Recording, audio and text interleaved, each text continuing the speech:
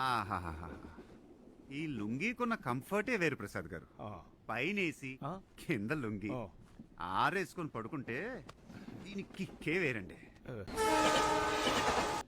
ఏదైనా ప్రసాద్ గారు, మీరు నా నమ్మకం, నా ధైర్యం.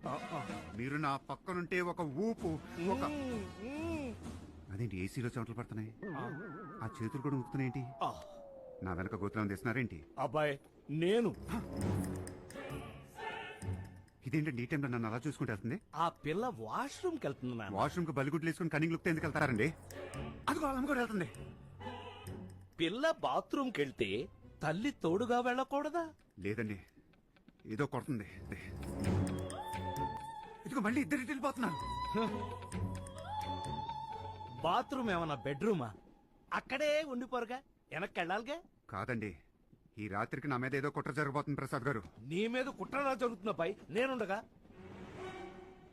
నమ్మకం, ధైర్యం, అదే ఊపుతో హాయిగా నువ్వు పడుకో చెప్తాను. అబ్బా పడుకో నాన్న, నువ్వు పడుకో.